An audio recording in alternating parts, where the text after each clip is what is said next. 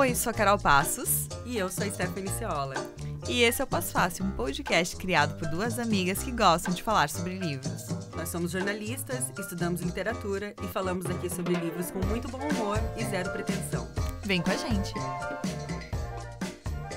Olá, pós-faceiros, pós-faceiras e pós-faceires. A temporada 2 do Pós-Fácil já terminou, mas a gente... Que susto, eu achei que eu tinha feito alguma coisa errada. Mas a gente decidiu gravar esse episódio extra e é um episódio chique. E eu achei que eu tinha feito alguma coisa errada porque nós estamos gravando num estúdio, num Matraca Estúdio, em Floripa. E eu não tô acostumada com isso, eu tô me sentindo muito legal aqui. E, bom, os episódios extras do Pós-Fácil geralmente seguem um formato diferenciado, que é o famoso freestyle, né, Carol? E dessa vez não vai ser diferente. A Carol até teve uma ideia aí de uma dinâmica, que eu sou particularmente uma pessoa contra a dinâmica, mas essa dinâmica aí até achei que pode rolar legal. E, Carol, você vai explicar a dinâmica que temos para hoje. E o Marco Fávero tá aqui. E o Marcelo também tá aqui, que é do Matraca Estúdio. Tá nos apoiando. Então, é uma novidade pra gente gravar, assim, né? Microfones tão chiques que a gente escuta nossas vozes de um jeito muito diferenciado. A Carol tá se achando a Maria Bethânia. Eu tô me achando. Já cantei 20 vezes a abertura de Pantanal aqui. Mas tá, vamos lá, né? Como é que é isso, né? A ideia.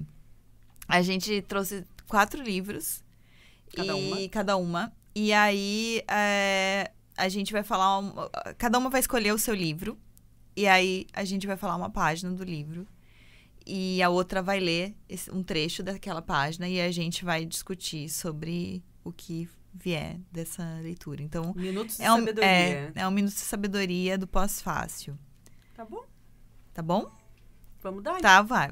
Eu vou começar. Tu começa. Eu vou falar. Pega o livro aí. Peguei. Tu vai ter que dizer qual é a posição, porque esse é do Kindle. Tá. 83. Nossa. 83. O livro que eu vou falar agora nesse momento é O Caderno Proibido, da Alba de Cespedes. É uma autora italiana que inspirou a Helena Ferrante, gente. Chique. E eu só li por causa disso, mas descobri que ela é maravilhosa. 83, você falou? 83. Então, deixa eu voltar um. Ai, muito bom esse trecho. Esse livro é um diário da Alba, da personagem, da protagonista, que é a Valéria. Esse livro foi escrito na década de 50 pela Alba de Cespedes e a história se passa em Roma. É uma família de classe média baixa, assim, e essa mulher, a Valéria, é a chefe dessa família, né? É uma família tradicional italiana naquele momento, então é ela, o marido e 2 filhos, um casal de filhos. E ela compra um diário, um caderno, e faz dele um diário. E ela começa ali a narrar o dia a dia dela e ela vai se autodescobrindo por meio da escrita. Uhum. E a gente vai descobrindo ela junto. Então, aqui na posição 83, a gente tá no dia 11 de dezembro. Ela escreve assim. Deixa eu só arrumar. Ao reler o que escrevi ontem, acabo me perguntando se não comecei a mudar de índole a partir do dia que meu marido, de brincadeira, passou a me chamar de mamãe. No início, gostei muito, porque assim me sentia a única adulta da casa. A única que já soubesse tudo da vida. Isso reforçava o senso de responsabilidade que sempre tive, desde a infância. Gostei também porque, desse modo, eu conseguia justificar o ímpeto de ternura que me suscitava o jeito de ser de Michele, que permaneceu cândido, ingênuo, mesmo agora que tem quase 50 anos. Quando ele me trata de mamãe, respondo num tom entre severo e terno, o mesmo que eu empregava com Ricardo quando criança. Ricardo é o filho dela. Mas agora compreendo que foi um erro. Ele era a única pessoa para a qual eu era Valéria. Meus pais, desde a infância, me chamavam bebê. E com eles é difícil ser diferente, porque eu era na idade... Com eles é difícil ser diferente daquela que eu era na idade que me deram esse apelido. De fato, ainda que ambos esperem de mim tudo o que se espera de pessoas adultas, não parecem admitir que eu realmente o seja. Sim, Michele era a única pessoa para a qual eu era Valéria. Para algumas amigas, ainda sou Pisani, a colega de escola. Para outras, sou a mulher de Michele, a mãe de Ricardo e de Mirella. Mas para ele, desde quando nos conhecemos, eu tinha sido somente Valéria. E aí, explicando, né? Acho que muitas coisas... Já vamos começar falando mal de homem. Desculpa, pessoal. Eu falei isso que eu pensei. Agora a gente tá com 2 homens héteros no estúdio. Mas esse marido dela é um boca mole, assim, sabe? E ele chama ela de mamãe, carinhosamente, assim. Eu até falei na aula esses dias, porque é uma coisa que me perturba um pouco, assim, esse negócio do cara chamar ela de mãe, assim. Porque acabou entre eles a relação... Tem uma relação afetiva, mas não tem mais uma relação sexual entre o casal. E é muito... Porque ela é uma mulher só de 40 e poucos anos, assim. Eles são um casal jovem, né? E é o pós-guerra, é um momento todo difícil, assim, na Itália. Isso entra na história. Mas é uma mulher que busca muito ser reconhecida por quem ela é, né? Que é a Valéria em si, né? E coisas acabam... Ela acaba buscando nela mesmo, em outra pessoa também, alguém que a reconheça como ela de fato é. Não só como a mãe, nem só como a filha, nem só como a esposa, assim. Então, é bem interessante, assim, essa abordagem que ela traz. No início, ela fala desse mamãe achando bonitinho quando ela escreve. Depois, ela começa a se perturbar com isso, sabe? E o livro é maravilhoso porque, assim, ela vai contando coisas e você até pensa que pode acontecer uma grande reviravolta ali. Ah, essa mulher vai largar essa família. Tu torce pra que isso aconteça. Só que não acontece, porque é a vida real, a vida entendeu? É assim, né? E aí é muito bom, assim. E o que eu acho que inspirou a Ferrante é isso dela ir reconhecendo coisas que ela não gosta na vida familiar, sabe? Tipo, disso dela não gostar que o marido trate ela assim, ou do modo da filha de agir, ou do filho e tal. E isso tá muito presente nas obras da Ferrante, né? Mas tem muito assim, ela tem a ver, né, com a obra bastante, esse trecho, eu achei, das coisas da Ferrante. Que é esse questionamento também, assim, sobre... ela fala, né, quem ela era, né, que pros pais ela era o bebê, isso era natural, e aí depois ela vira a mãe dos filhos e agora ela é a mãe do marido, né? E é bem isso, é bem vida real, né? Muitos casais são assim, né? Se chamam, né, de mãe e pai e é meio naturalizado, mas eu achei assim, meio, quando tu tava lendo o pessoal, nossa... terapia, né, amigo? Não, e tão triste que se percam como casal tão cedo, né? Porque, assim, claro, eles casaram super cedo. Aí, nessa história, era outro momento, década de 50, né? Em que as pessoas casavam e tinham filhos muito cedo, assim. Mas, eles já não são um casal, assim, sabe? É outro tipo de relação que se estabelece ali entre eles. Existe, tipo, a lealdade, a fidelidade, o afeto. A fidelidade mais ou menos, mas o afeto, assim. Existem outras coisas que mantêm aquele casamento, mas não é o fato de serem apaixonados um pelo outro, assim, sabe? E aí, isso é uma coisa... Mas ela não se entristece, ela vê isso como algo natural, assim. É assim mesmo. E tem Michele também, né, na Amiga Genial, né? Tem. É o Solara? Eu já esqueci. Eu acho que é. Que é um filho da puta, assim, né? É um vilãozinho. Não, ali, é o né? Marcelo Solara e o irmão dele é o... Eu acho que é o Michele, É Michele. Que é apaixonado pela Lila. Ah, meu Deus, deu um spoiler agora. Ah, gente, por favor. Esses autores vocês já têm que saber. Mas então tá, sobre esse livro foi Caderno isso. Proibido, Alba de Céspedes, edição da Companhia das Letras, que é parceira do Pós-Fácil. Primeira vez que ela está sendo editada no Brasil. Eu acho que ela tem outros 4 romances, essa autora, mas é o único livro dela no Brasil. E vale muito a pena ler, assim, uma leitura gostosa. E não é tão perturbador quanto a Ferrante chega a ser em alguns momentos, assim, né? Tipo, você realmente torce pela Valéria, assim. E a gente já falou disso no episódio sobre a Lines e a nossa relação com a escrita. E eu acho que... Eu até vi a Aline bem comentando sobre esse livro no Instagram dela. Porque é muito, assim, da autodescoberta por meio da palavra, sabe? Então, eu acho que tem tudo a ver com outras coisas que a gente já tem falado aqui no Pós-Fácil. E a questão do diário, né, também, né? Ela escreveu o diário, isso é bem... interessante. Eu achei que tem bastante coisa a ver com a Ferrante mesmo. Tem mesmo. É legal que tem horas, assim, que ela começa, tipo, a se questionar, né, a Valéria, e ela fala assim, eu só comecei a agir assim depois do momento em que eu comprei esse caderno. Amanhã eu vou jogar esse caderno fora. E ela não joga, ela não consegue, claro. Assim. Até que ele acaba, porque ela decide que não dá mais, assim, mas perturba ela mesma, assim, a autodescoberta. Muito terapia, né? Terapia é assim também. Mas que legal. Gostei. Muito bom. Você vai gostar desse livro. Tá, agora tu pode falar do meu. É A Posição também? Quer que eu fale que livro é? Quero. Eu peguei, já que a gente tá aí, Ferrante, eu peguei A Vida Mentirosa dos Adultos, que foi o último livro de ficção da Ferrante que ela lançou. e que é um dos meus livros favoritos dela. E acho que a gente não chegou a falar ainda sobre ele. A gente já falou algumas vezes, eu acho, mas muito brevemente, assim. Tá, quero, sei lá. Tá, então fala aí a posição. 630. Nossa. Tá. Bom, A Vida Mentirosa dos Adultos, como eu falei, foi o último livro de ficção lançado pela Ferrante. Ela lançou um livro depois, mas não é de ficção, é mais falando sobre escrita, que ainda acho que não tem no Brasil. E esse livro conta a história da Giovanna, que é uma adolescente. É um personagem bem diferente. Não é diferente, mas acho que as temáticas são mais ou menos parecidas, mas é legal ela ter um personagem adolescente, né? Ali na vida, na Amiga Genial, ela tem as fases das duas, né?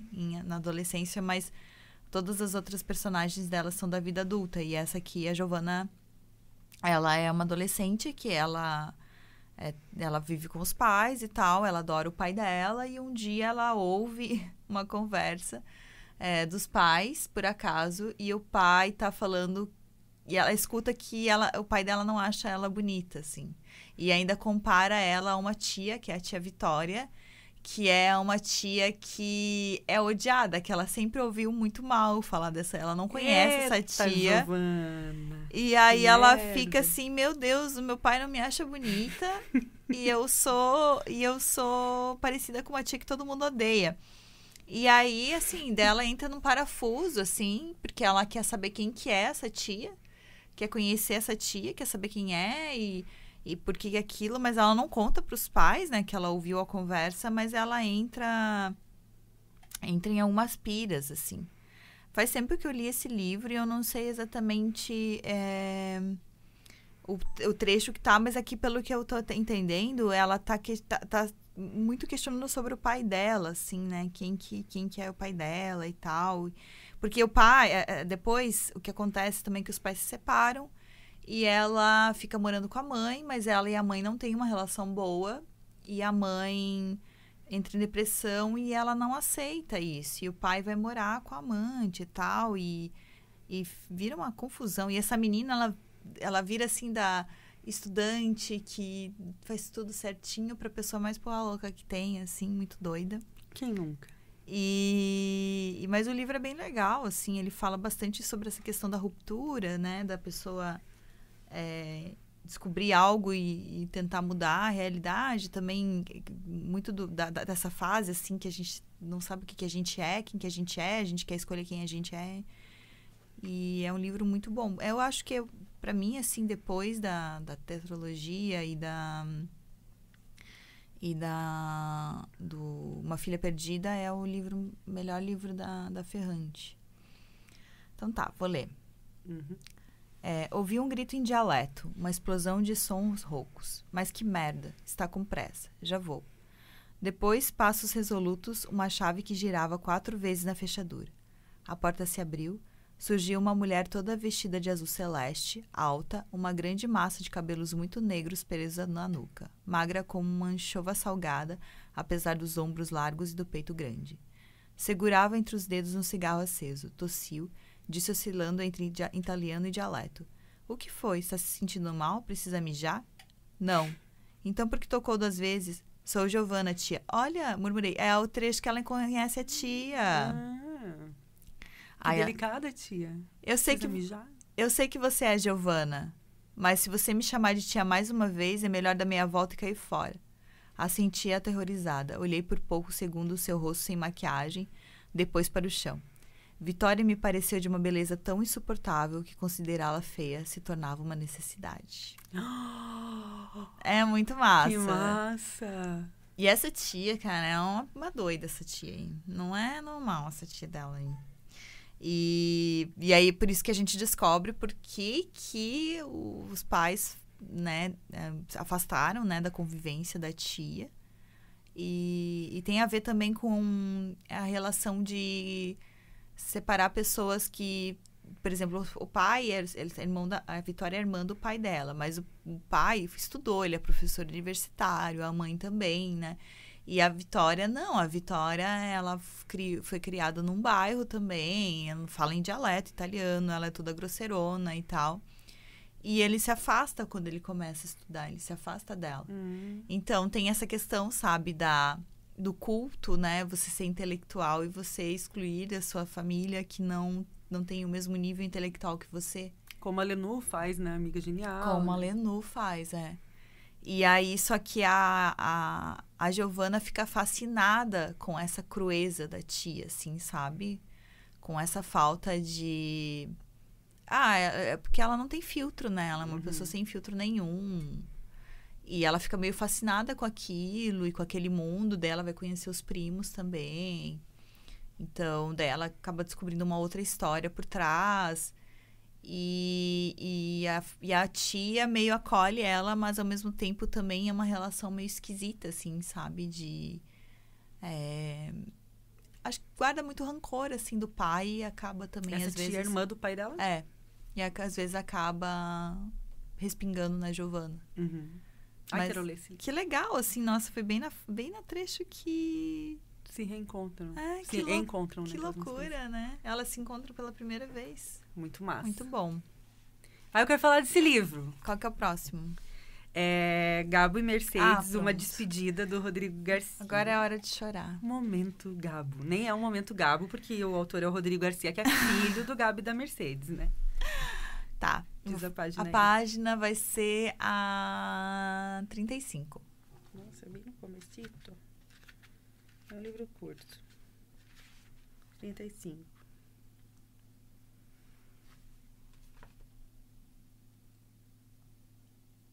Ai, que bonito. Eu já vou contar a história, mas eu vou ler o trecho antes, que eu acho que faz bastante sentido. Durante alguns anos, depois que comecei a trabalhar como diretor de cinema, costumavam me perguntar quais artistas tinham me influenciado. Com muita diligência, eu lançava uma lista de nomes, mais ou menos original, em grande parte óbvia, até que um dia percebi que estava sendo desonesto. Nenhum diretor, escritor, poeta, nenhuma pintura, nenhuma canção me influenciaram mais que meus pais, meu irmão, minha esposa e minhas filhas. Quase tudo que vale a pena saber ainda se aprende em casa. Eu vou chorar. Que lindo! Bom, esse livro, gente, é uma coisa incrível, é maravilhoso. O Rodrigo Garcia conta... O Rodrigo Garcia é o filho mais velho do Gabriel Garcia Marques e da Mercedes, né? Ele é cineasta e ele conta nesse livro os últimos anos de vida do Gabo e depois os últimos anos de vida da Mercedes, né? O Gabriel faleceu em 2014, se eu não me engano. E a Mercedes morreu agora na pandemia, 2020. Nossa. E assim, ele foi muito generoso, eu achei, sabe, em compartilhar com a gente coisas tão íntimas da família. E eu até tava vindo agora contando pro Marco, porque tem muita coisa que a gente não soube também. Eu acho incrível como a família conseguiu preservar, né, a história, o que aconteceu nos últimos anos do Gabriel Garcia Marques, né? Porque, tipo, ele é um cara famosérrimo, né? O cara foi Nobel de Literatura, morava na Cidade do México e, assim... Pelo menos nos 4 anos antes dele falecer, ele já estava com demência. E ele começou a perder a memória. E o Rodrigo já morava nos Estados Unidos e tal, mas ele acompanhou muito, assim, né, tudo que foi acontecendo com o pai e depois com a mãe, enfim. E ele conta, assim, coisas muito tristes, assim, do dia a dia, tipo... O Gabo, ele notou que ele estava perdendo a memória. E a memória era a matéria-prima do trabalho dele, assim, né? Tipo, tudo que ele conta, tudo que ele contou nos livros tinha a ver com as memórias de infância dele, em Aracataca, em outros lugares da Colômbia e tal. E ele começou a ficar muito triste por estar esquecendo. Então, o Rodrigo conta no livro trechos, assim, em que o Gabo... lamenta muito, tá esquecendo das coisas, mas também trechos em que ele mantém um muito bom humor, assim. Então, eu já tô pegando outro trecho, mas é que eu queria contar. Que ele conta uma parte em que, tipo, o Gabo tava ficando muito ansioso, tava tendo muita ansiedade, assim, por perceber, né, que a memória tava indo. E aí ele fala assim... Faz um par de anos, houve um período mais desagradável. Meu pai estava plenamente consciente de que a memória estava virando fumaça. Pedi ajuda com insistência, repetindo algumas vezes que estava perdendo a memória. O preço de ver uma pessoa nesse estado de ansiedade e ter que tolerar suas intermináveis repetições, uma, duas, tantas vezes, é enorme. Dizia ele. Trabalho com a minha memória. A memória é a minha ferramenta e a minha matéria-prima. Eu não consigo trabalhar sem ela. Me ajudem. E depois repetia de várias maneiras, muitas vezes por horas e horas a fio. Era extenuante. Com o tempo passou, recobrava alguma tranquilidade e às vezes dizia: estou perdendo a memória, mas por sorte esqueço que estou perdendo a memória. Ou, todos me tratam como se eu fosse uma criança, ainda bem que eu gosto. E aí também tem trechos assim que ele conta que, tipo, arrumaram um quarto daí pro Gabo ficar nos últimos meses da vida dele, né? Porque já tava totalmente dependente, assim, de cuidar, não tinha enfermeiras e tal. E o Rodrigo, quando ia pra lá, ficava num quarto de visitas. Aí ele conta que um dia ele acordou e tava ouvindo um monte de voz e risada de mulher, assim, sabe? Dele, mas que porra é essa, né? E o Gabo já tava, assim, dormindo a maior parte do tempo, já tava bem fraquinho, já mal conversava e tudo mais. E aí o Rodrigo foi ver o que tava rolando, entrou no quarto e tinha, tipo, 3 enfermeiras ao redor da cama dele, assim, né? Daí ele chegou lá e falou, o Rodrigo falou: o que tá acontecendo? Entrou e perguntou o que estava acontecendo. E as enfermeiras disseram que o Gabo abriu os olhos, olhou para elas com atenção e disse tranquilamente: não consigo trepar com todas. Ai, meu Deus. E aí ele falava essas coisas e ria horrores, assim. Então, muito legal, muito triste por um lado e por outro ver que ainda em algum lugar continuava o Gabriel Garcia Marques ali, mesmo na demência, mesmo nos momentos, assim, mais difíceis. E ele conta, por exemplo, o dia da morte, exatamente como foi. Nossa. A família toda já estava lá na casa, lá na Cidade do México. A enfermeira falou que o Gabo tinha poucas horas. Como foi o momento em que a enfermeira entra, eles estão todos na cozinha, a enfermeira chama o Rodrigo e diz que o Gabo parou. E aí o Rodrigo vai lá, assim. Então, é uma coisa, assim, muito... E você se sente parte daquela família, assim, né? E tem outra coisa que é muito bonita nesse livro, que a tradução é do Eric Nepomuceno, né? Que foi o tradutor do Gabriel Garcia Marques no Brasil. E no episódio que a gente fez com o Carlão, que a gente falou sobre traduções, eu contei que o Eric disse que, para ele, o mais difícil foi traduzir o último livro do Eduardo Galeano, né? Porque quando ele traduziu o Galeano revisava a tradução. E naquele último livro, o Galeano morreu no meio do caminho, assim. Então, pro Eric foi muito triste, porque ele não pôde contar com o olhar do Galeano naquele livro, né? Trocar com ele. Bom, aí o Eric Nepomuceno escreveu a orelha desse livro e ele conta que o único livro mais difícil de traduzir para ele do que foi aquele último livro do Galeano foi esse aqui, foi o Gabi Mercedes. Porque ele também não sabia como tinham sido os últimos dias. E ele era amigo do Gabriel, né? E da Mercedes e tal. E aí ele agradece muito o Rodrigo, né? E ele fala assim: esse livro superou tudo que eu enfrentei antes. E, de novo, por razões de afeto. O livro é escrito de maneira direta, coloquial e teria sido uma tradução relativamente fácil. No entanto, quando terminei, estava completamente destroçado. Daí ele fala da relação de amizade deles, dele ter conhecido o Rodrigo quando o Rodrigo tinha 20 anos de idade. O Rodrigo hoje tem mais de 50, né? E da relação de amizade entre eles e que como foi pra ele se sentir no momento da morte do amigo, assim. E achei isso super, super bonito, assim, né? Ele falou: Rodrigo, meu caríssimo bucaneiro, você acalentou minha memória e me trouxe de regresso um pedaço especial da minha vida. E quando caminhei por essa memória e entendi, de novo e para sempre, que ela não tem volta, senti que uma grota funda se abria na minha alma. Por isso, abraço você com carinho renovado. Eric Nepomuceno, Petrópolis, abril de 2022. Super recente, né? E é um livro curto, né? Mas curtinho. Ele conta essa fase da despedida do Gabo, né? Do Gabo e depois da Mercedes, né? Então, o Gabo morre primeiro, aí ele conta como foram os últimos anos da Mercedes até a morte dela. A Mercedes tinha uma saúde boa, assim, mas ela fumava a vida toda. Ela fumou. Então, foi o cigarro que levou ela, assim. Ela começou a ter o pulmão muito comprometido. Mas a Mercedes era uma mulher muito forte. A Mercedes era uma mulher incrível, assim. E essa redoma em que o Gabo viveu ali se deve muito à Mercedes, né? Porque ela ela cuidava de tudo. Ela era... É que nem a Pilar do Saramago. Isso. E aí o Rodrigo conta muito da aproximação dele com a mãe após a morte do pai, né? Porque o Gabo exercia uma sombra muito forte naquela família, né, gente? Imagina ser filho do Gabriel Garcia Marques, né, cara? E, enfim. E aí sai o Gabo de cena e como que aquela família continua depois, assim, né? E como que a Mercedes continua, assim. E, assim, ela não chorou, sabe? E, assim, eles se conheceram quando ela tinha 14 anos de idade. Uma vida inteira. E ela sempre se mantendo muito forte, tomando decisões, assim. A morte dela não foi tão triste, assim. A da Mercedes foi um pouco mais... A do Gabo foi muito triste mesmo. Por causa desse negócio da memória, né, principalmente. Não, mas é muito... Agora pensando, agora voltando na Ferrante, né? Dos livros da Ferrante, né? Ela sempre coloca, assim, a Lenu e as escritoras, né? Todas são... Mesmo a mãe da Giovanna, né? Todas são muito boas e tal. E não tem essa figura... dos cônjuges, né, juntos ali apoiando, né, e aí, tipo, vem, tipo, todos os escritores, agora me veio isso, porque o Saramago também tem a Pilar, que ficou ali, apesar dela também ser uma pessoa, ela também é escritora, ela também é ativista, ela também enfim, tem vários, ela sempre ficou ali junto com ele até o final, assim, né, e o contrário, acho que não rola. Acho que não acontece.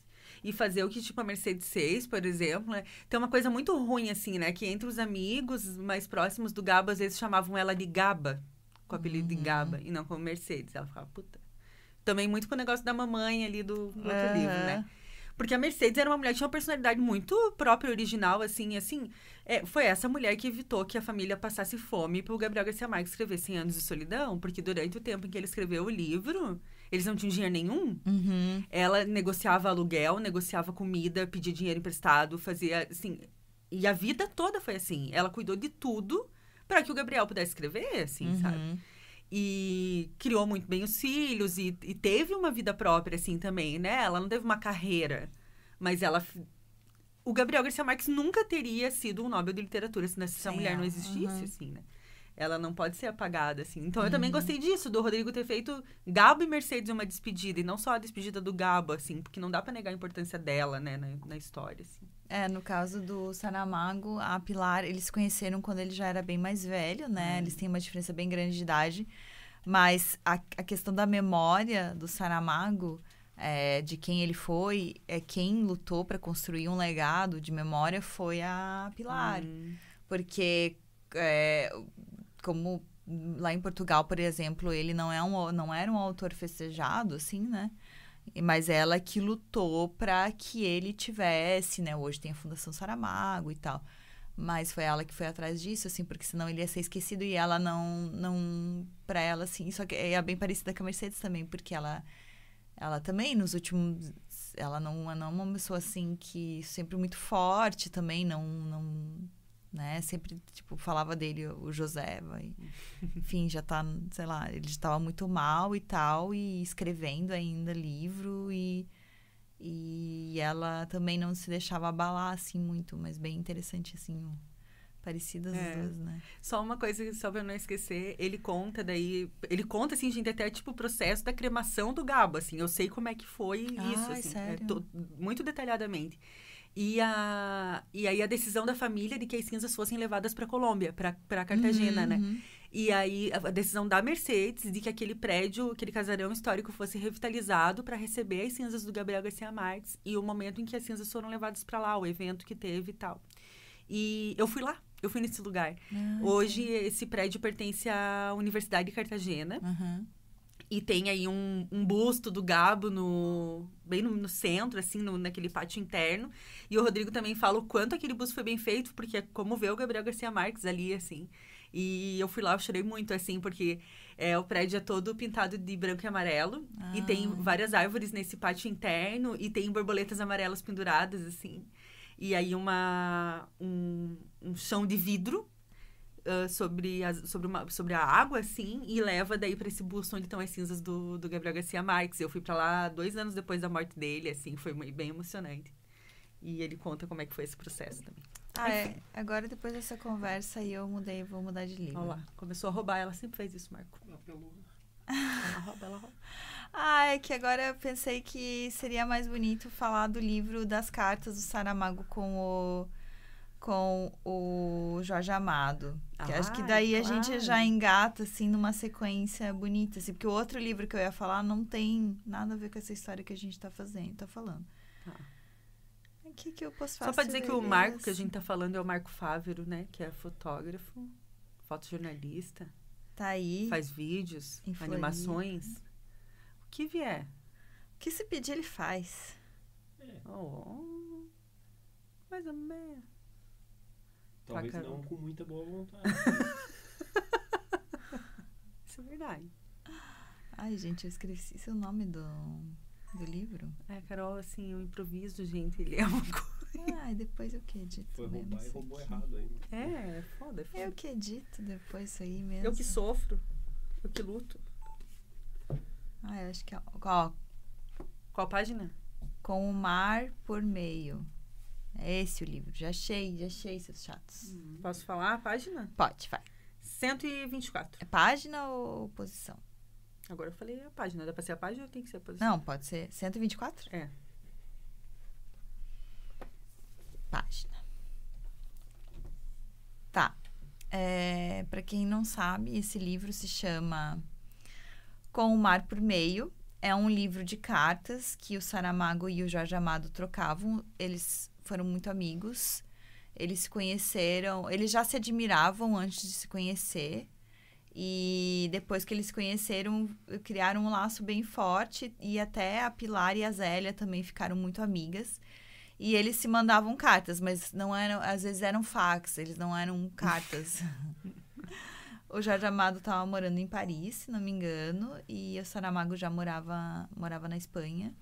E eles ficavam trocando coisas assim, tinham cartas sobre, desde coisas, como é que você tá, né, quando o Jorge Amado ficou doente.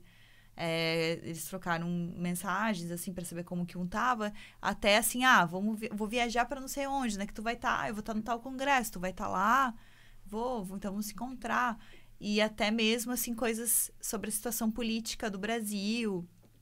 Então, eles tinham uma amizade bem... Imagina se tivesse em WhatsApp, né? Interessante. Essa página é uma cartinha bem curtinha, assim, que na verdade, só de uma mensagem de Natal.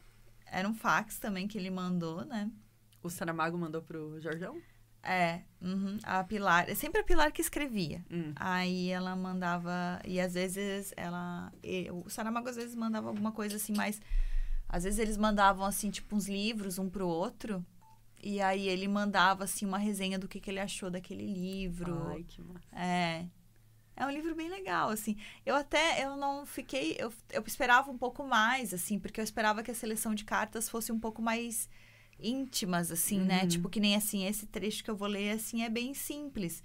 Mas depois eu fiquei pensando, tudo bem, é uma amizade, né? Não tem o tempo todo que eles ficarem discutindo fatos do mundo e né, da literatura. Sim. O tempo todo. Às vezes vão ser coisas simples mesmo, né? Então, tá. Foi escrito em 24 de dezembro de 1995.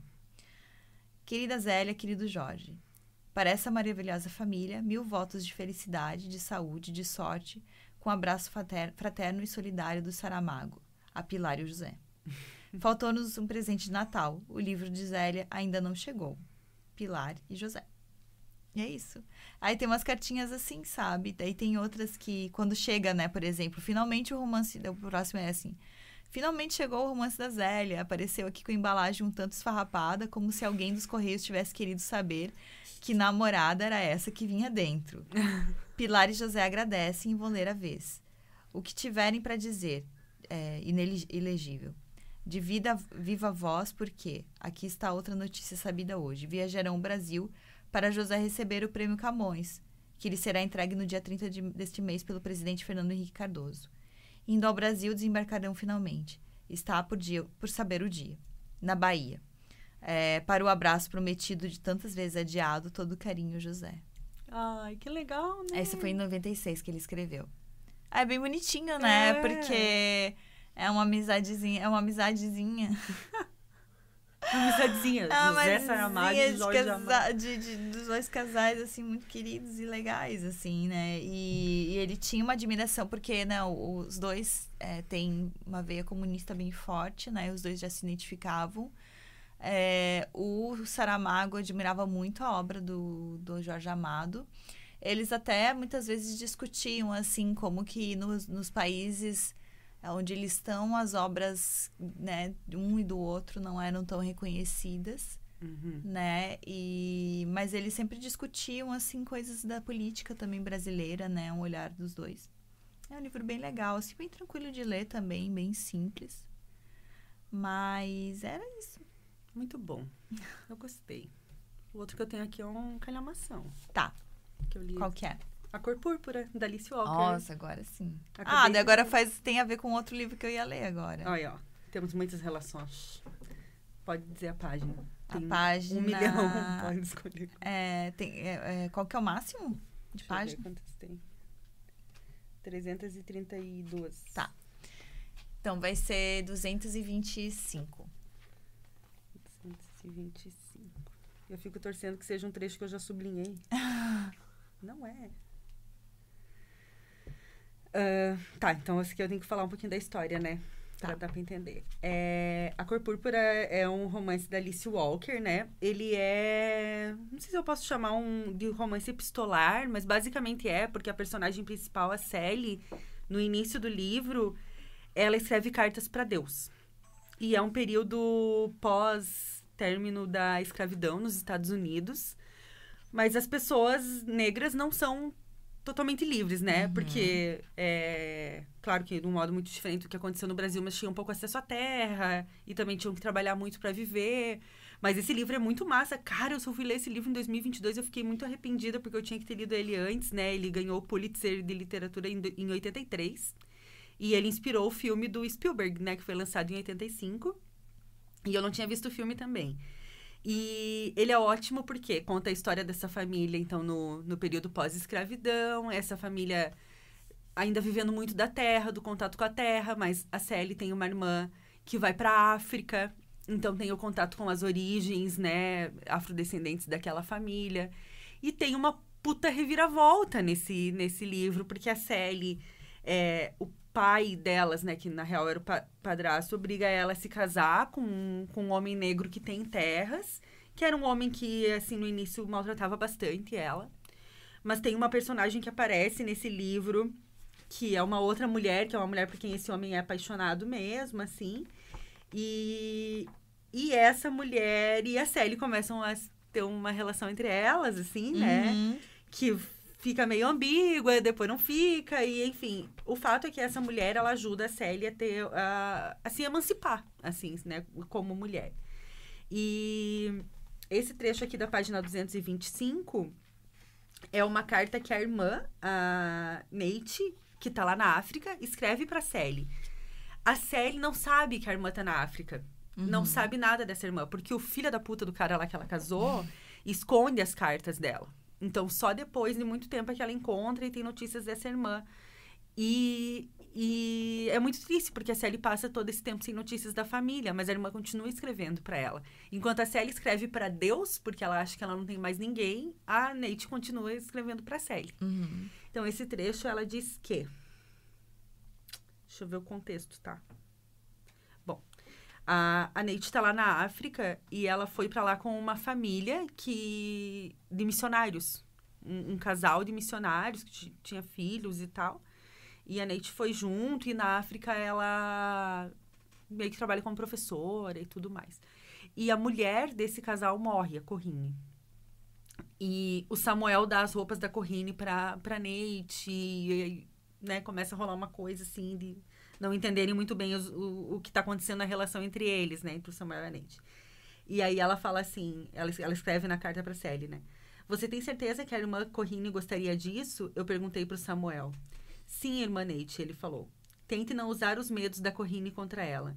No final, ela entendeu e acreditou, e perdoou o que houvesse para ser perdoado. Eu devia ter falado alguma coisa mais cedo, eu falei.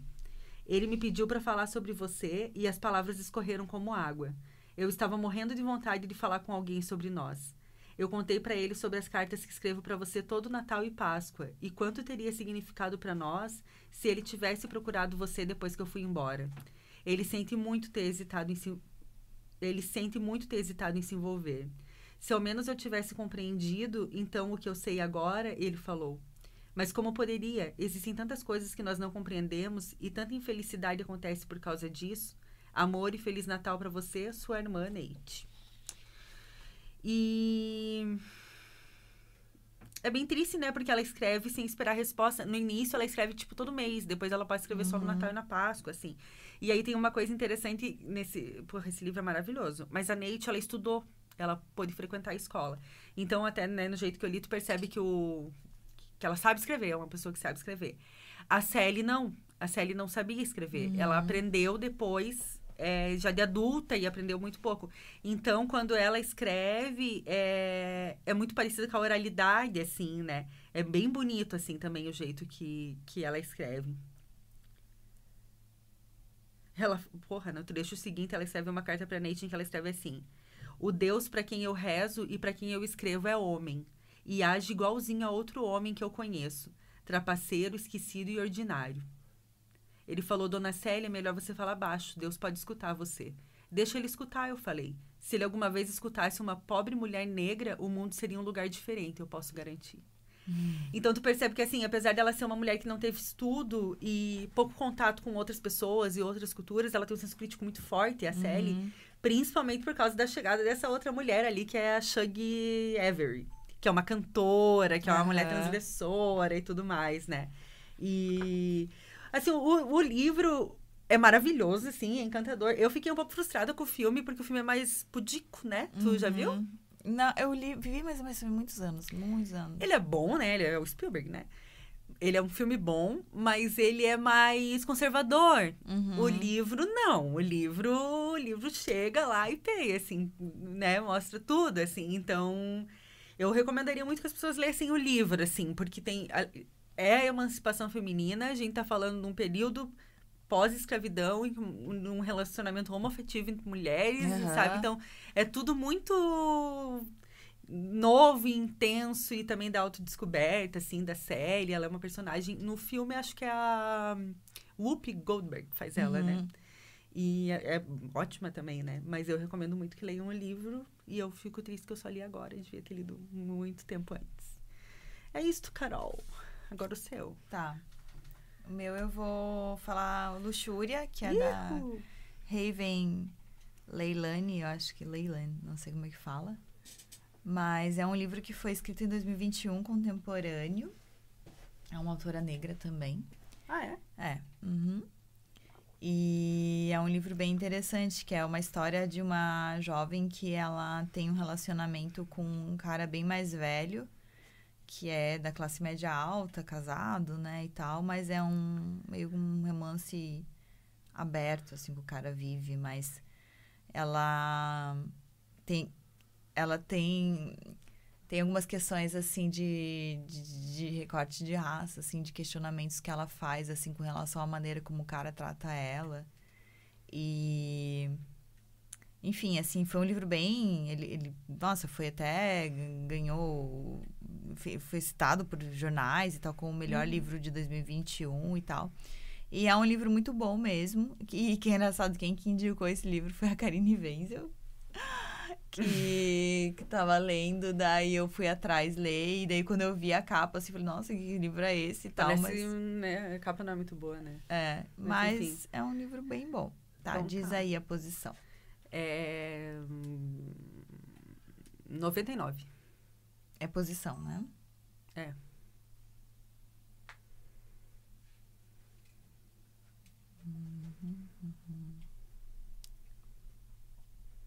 Tá.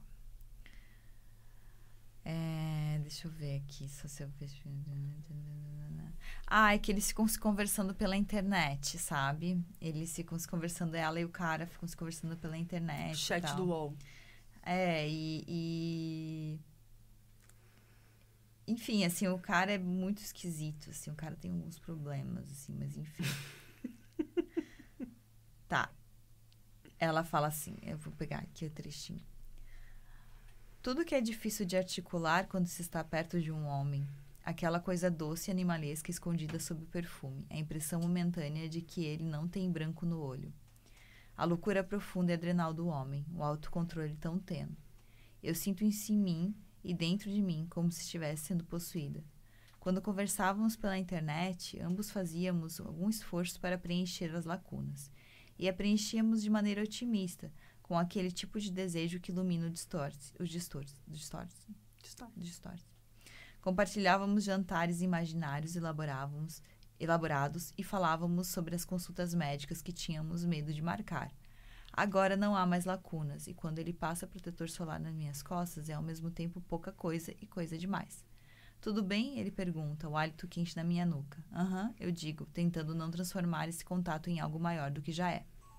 Aí, tipo assim, é porque eles estavam conversando pela internet, daí eles vão se conhecer, sabe? E aí ela conhece ele e eles vão saem juntos.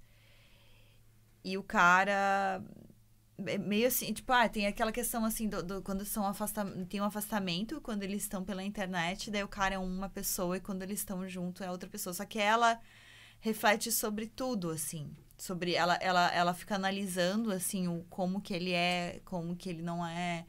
Então, você não sabe, assim, exatamente se é uma relação de afeto, se é uma relação que tem da parte dela que não... E ele é um livro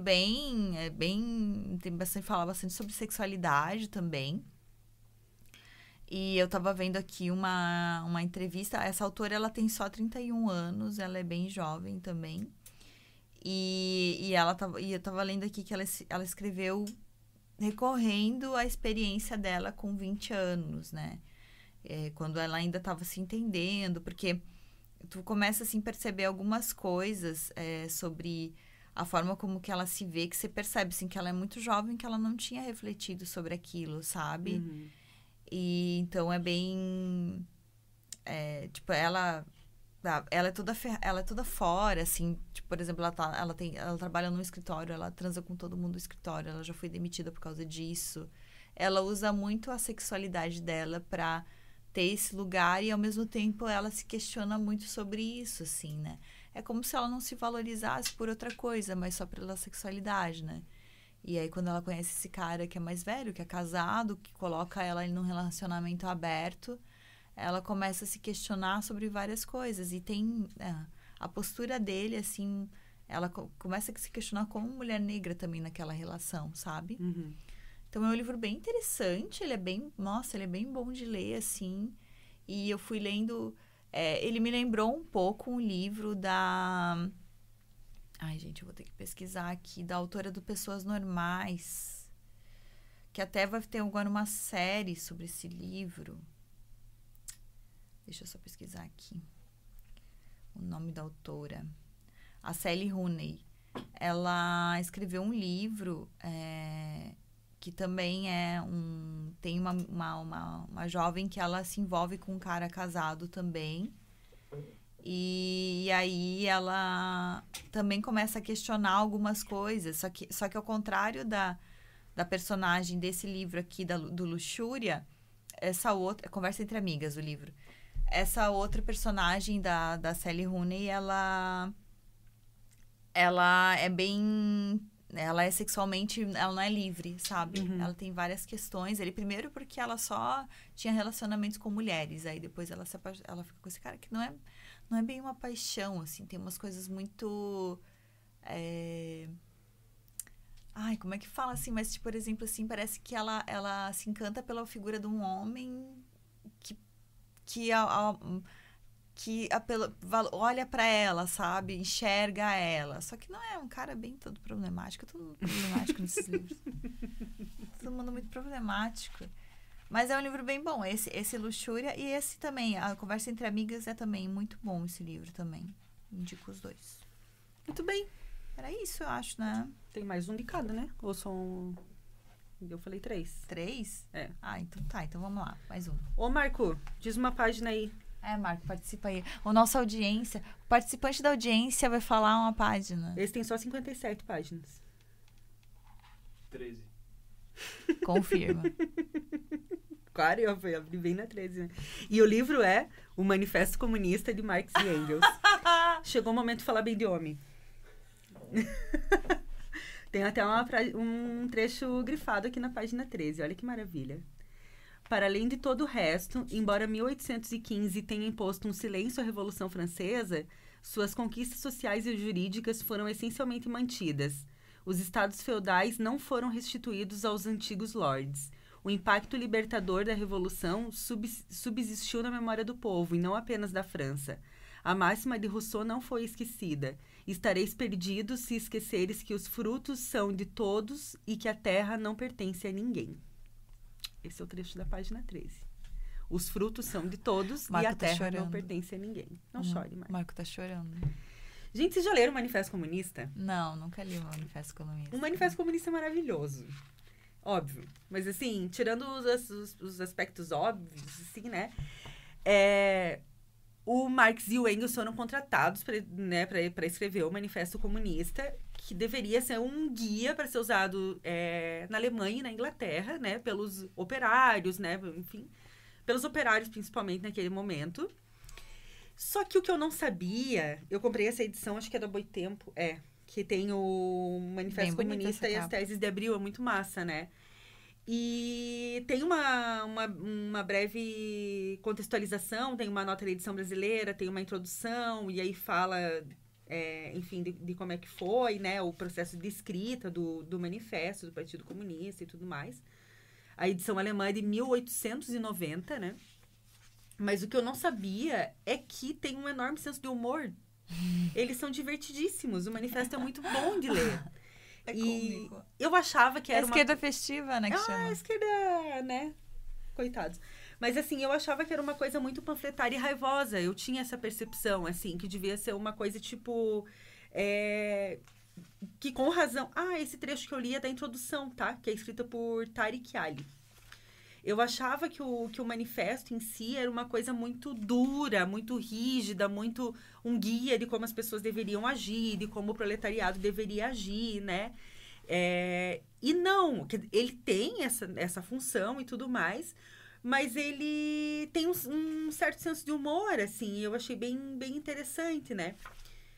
Tem a primeira frase, né, que é emblemática: a história de todas as sociedades até hoje existentes é a história da luta de classes.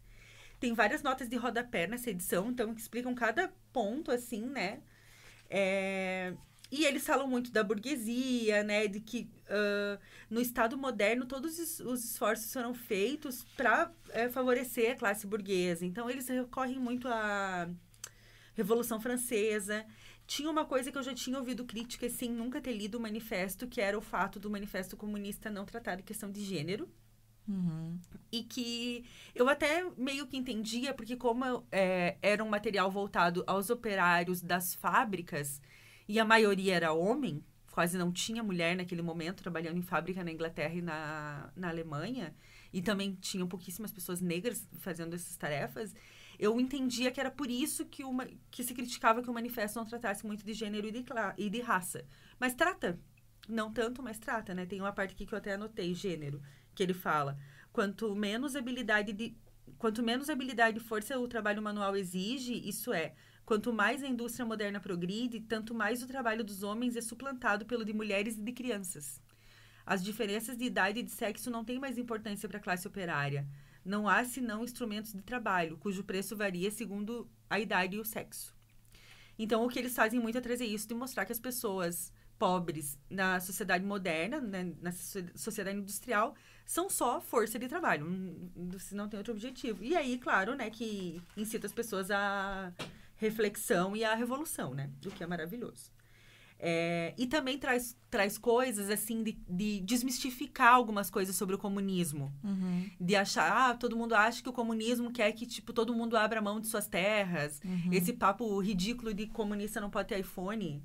Né, essas coisas assim. Então, eles vão indo, atacando esses pontos, né? Eles falam, por exemplo, o que caracteriza o comunismo não é a abolição da propriedade em geral, mas a abolição da propriedade burguesa. Então, tudo que eles defendem tem que existir o direito à propriedade, mas tem que ser para todos, né? Os comunistas podem resumir sua teoria numa única expressão: supressão da propriedade privada. Então, é muito fácil de entender, enfim, eu acho que vale a leitura, assim. E falam da importância do comunismo, do feminismo, falam do patriarcado como um elemento um elemento importante para o capitalismo e para a sociedade burguesa, do patriarcado como sustentação dessa sociedade burguesa, de levar adiante as ideias das classes dominantes e tudo mais.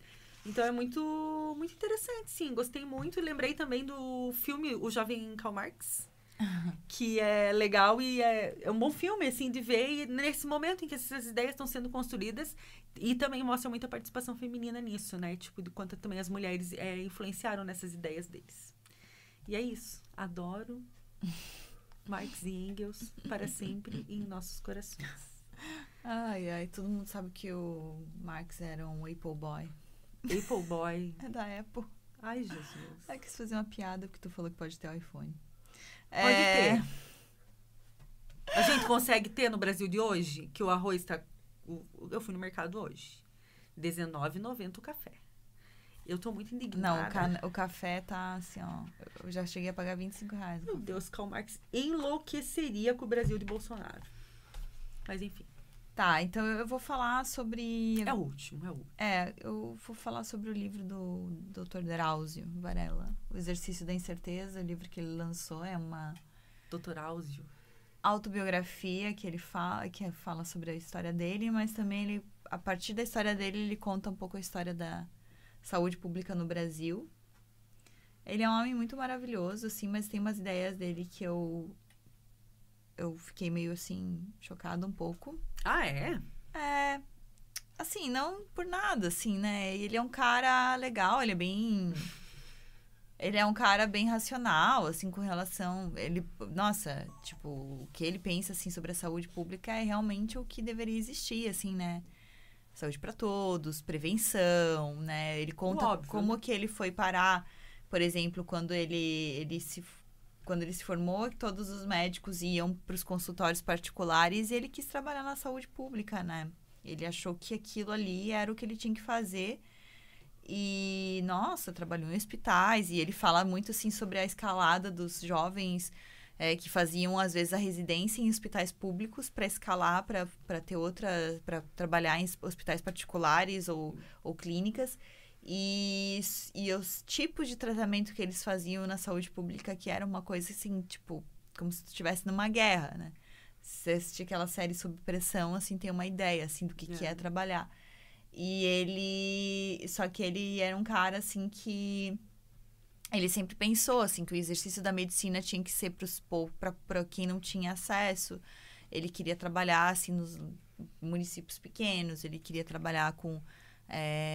né, enfim, ele fala um pouco também depois como que ele entrou na oncologia também, fala sobre as mudanças que tiveram também nos tratamentos, que, né, enfim, a gente sabe, assim, quando ele começou, ele estava na década de 60, o Brasil era um Brasil completamente diferente com relação à saúde pública.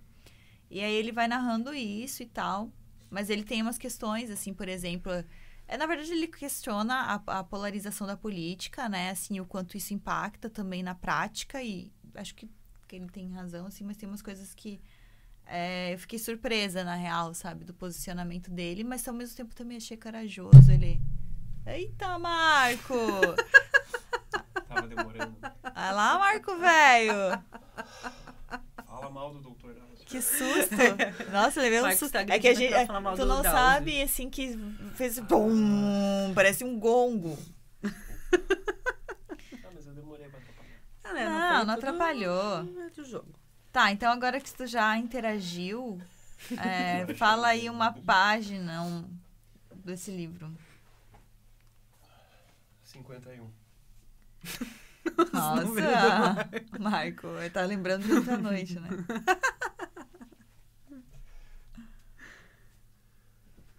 Eita. Não existe. Não, é bem no comecinho. Tá. Um capítulo se chama O Terno que Não Vesti. Acontecimentos carregados de emoção ficam impregnados na memória. Você passou no vestibular, disse meu pai, que me esperava de pijama àquela hora da noite, no topo da escada do sobrado em que morávamos na Vila Mariana, bairro de classe média de São Paulo. Sentei na cama de casal ao lado dele e de minha madrasta, intimidade que nunca tive, invadido por um misto de alegria e felicidade plena, sensação tão intensa quanto nos tempos de criança. Você passou em segundo lugar na USP. Não vai ficar chateado por não ser o primeiro, ela acrescentou, como se tivesse notado a sombra fugidia que me turvava o espírito. Não sei quantos minutos fiquei quase sem falar, incapaz de prestar atenção às palavras dela, que preenchia com planos para o futuro médico os espaços de silêncio que meu pai e eu deixávamos. Lamentei não estar a sós com ele, talvez para lembrarmos do que tínhamos vivido junto até ali, para continuarmos quietos, ou para que eu pudesse abraçá-lo e quebrar o embaraço para a aproximação física que a aproximação física nos causava. Ou para simplesmente dizer, muito obrigado por ter sido ao mesmo tempo pai e mãe para mim, minha irmã mais velha e meu irmão mais novo. Oh. É que o Dr. Drauzio perdeu a mãe, né? E a mãe dele morreu, ficou muito doente. Então, ele, quando criança, acompanhou a mãe muito doente, inclusive ajudando a cuidar dos irmãos e cuidando da mãe. E aí ele conta como que isso também reverberou depois com ele na medicina, assim. E é bem triste, assim, porque o pai dele é muito gente boa, assim, só que eles não têm uma aproximação, sabe? E é legal, assim, né? Tipo, ele conta, assim, assim, que era tão difícil ele ter passado em medicina naquela época. Isso significava que poderia ser uma mudança econômica para a família, né? Então, ele sentia isso. Depois ele fundou um cursinho, ele deu aula de cursinho. E ele depois... Mas, enfim, assim, tem muitas histórias dele, assim, que são muito legais. E essa coisa dele falar, dele trazer a reflexão, assim, de como que funciona a saúde, assim, é muito interessante. Ele traz dados também, ele é um cara... Ele escreve muito bem, né, o Dr. Drauzio. Ele é massa. Grande homem. E é isso. Com o Drauzio, a gente encerra esse episódio extra, mas a gente tem recados paroquiais. Que é o seguinte... Primeira coisa que a gente sugere que durante as nossas férias, vocês aproveitem para colocar o Pós-Fácil em dia. Quem tá aí com os episódios atrasados, né, a gente faz favor. Nos escutem nesse período, leiam bastante, assinem a nossa news e nos sigam nas redes sociais, porque vai continuar rolando conteúdo por lá, vai ter sorteio de livro, enfim, conteúdos aleatórios, só Deus sabe. Sobre a terceira temporada, eu e a Carol vamos ter uma reunião de negócios. A gente não vai poder ir para São Paulo para essa reunião de negócios, mas nós vamos ter essa reunião de negócios para definir algumas questões. E assim, a gente estava prevendo a retomada em julho, mas a gente não sabe quando. E se vai ser mesmo em julho, talvez em agosto, a gente não sabe ainda. Então, não nos cobrem nada, tá? Se vocês quiserem começar a nos cobrar, aí eu tenho uma dica, que é o seguinte. Com a terceira temporada, a gente vai lançar a nossa campanha no Apoia-se. O Pós-Fácil estará no Apoia-se. E vocês vão poder, vocês que nos escutam desde o início, quando a gente não tinha a menor ideia do que estava fazendo e continuam nos ouvindo, não que a gente já tenha alguma ideia do que a gente está fazendo, vocês vão poder nos apoiar com qualquer quantia mensal, e esse valor vai ser muito importante para que coisas como o que está rolando hoje, da gente estar gravando num estúdio bacana, com um profissional bacana aqui acompanhando, fazendo foto e vídeo, e enfim, para que a gente possa bancar esse tipo de coisa, porque até agora o que aconteceu? A gente contou com o favor dos amigos, né? E bastante gente. E o povo já tá cansado de nos ouvir pedir coisas. E a gente tá ficando com vergonha. Já tá... A cara de pau, ela chega no limite, sabe? Ela Eu tem sou o bem limite cara de pra pau, mas...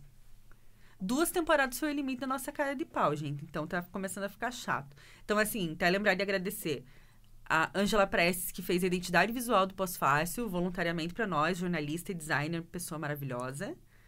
A Betina, que fez as fotos de quando a gente começou, Betina Umeres, de quando a gente começou o Pós-Fácil.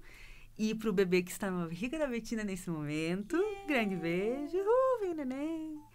E pra Simone e pro Marcelo, né, que nos convidaram para gravar aqui também no Matraca Studios. Ficamos muito felizes com isso. Ao Marco, que tá aqui hoje com a gente, também muito obrigada. E assim, tá começando a acabar os amigos pra gente pedir favor também.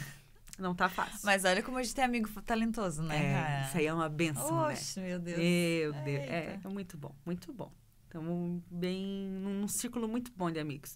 Mas, enfim, a gente vai lançar a campanha lá para que as pessoas também possam apoiar a gente mensalmente. E para essas pessoas, a gente vai ter sorteios exclusivos de livros. Então, vocês terão mais chances de ganhar, porque concorrerão com menos pessoas no mundo, né? Então, é isso. A gente vai lançar isso ali quando a temporada 3 começar a ir ao ar. A gente agradece muito vocês por acompanharem o Passo Fácil até aqui. Carol, quer dar um recado final para as pessoas? Queria dizer muito obrigada a todo mundo que tem nos ajudado aí, né? E feito que esse projeto que começou realmente sem nenhuma pretensão. Zero pretensão. Saísse do papel e tá se tornando uma coisa muito legal de fazer. E a gente tá assim, a gente tem planos, né? Assim, a terceira temporada vai ser de entrevistas com escritores. A Stephanie já começou os contatos. E vamos começar a agendar. Então, a gente tá se preparando para isso. E também agradecer a todo mundo que nos manda mensagens, que aos fãs, compartilham, e comentam e tudo mais. E acho que é isso. Então tá bom. Por hoje é só. Muito obrigada. Acompanhe o Passo Fácil Podcast nas redes sociais. Aguardem ansiosamente a nova temporada. Não nos cobrem. Beijos e até lá. Beijo! Uhul! Alguém desliga o negócio. Como faz? Não vou tocar ali. Eu também não. Aquela coisa chamaram tipo, tu mais. clica, pronto, perdeu tudo. Eu pensei, depende de nós. Ai, que legal, que né? já foi ainda criança. A gente devia ter falado que a gente vai gravar um episódio do Pantanal. Vamos falar agora, tá gravando ainda? Dos filhos. Extra. Temos outro episódio extra vai ter aí durante esse período de férias, né, Carol? Sim. Porque a gente tá muito pantaneira. E nós teremos um episódio sobre Pantanal e a literatura. Referências literárias que a gente encontra nessa novela maravilhosa. Se vocês não estão vendo, vejam, gente. Por favor. Vejam a Juma. Vejam a Carol, ela acha que é a Betânia. Tá complicado. Enfim, vai ter um episódio extra sobre Pantanal. Vocês não perdem por esperar. Eu não suporto o Zé Leôncio. Hashtag odiamos Zé Leôncio. Amamos Tibério. Tibério, Que homem. Ele vai morrer.